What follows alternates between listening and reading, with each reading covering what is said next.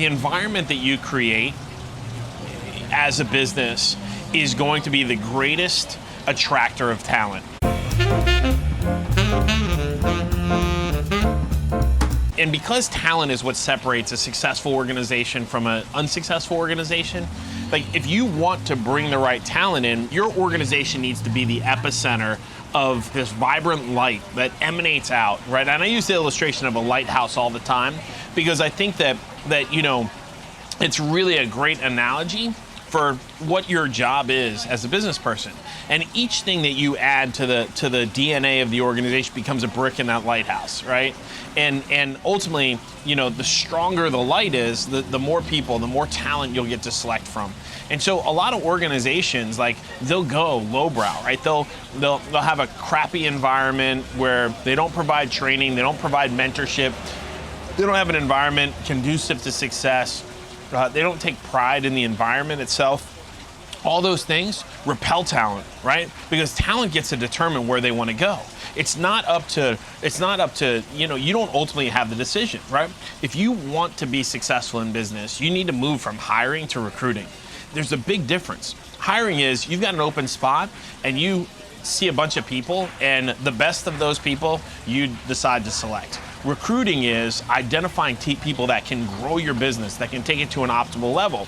And recruits get to determine where they want to go, particularly because they're usually gainfully employed, right? There aren't a whole lot of talented people out there that aren't engaged in either working in a career, like they don't have a job, or they're not pursuing some other passion project, right? So they're already an entrepreneur. So as a business person, when you want to attract talent, you got to understand that all the things that contribute to that environment are extremely important. So you've got, you know, is it an atmosphere where there's training and coaching and mentoring? Do you have the right platforms? Do you have the right products? Is there a competitive advantage? What's the compensation structure like?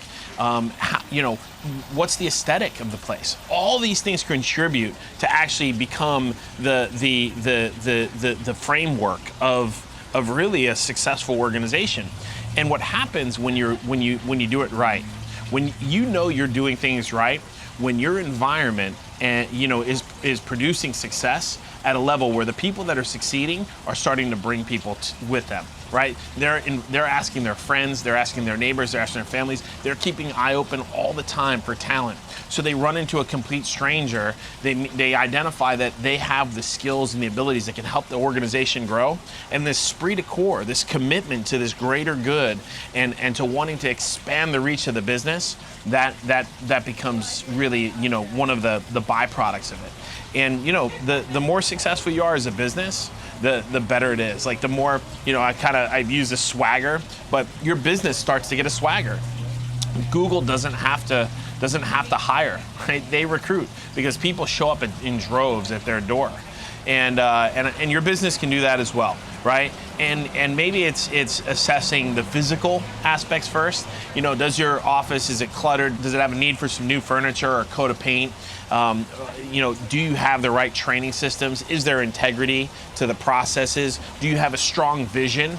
Right? A strong vision is going to be the essence of being able to bring people together for a common good.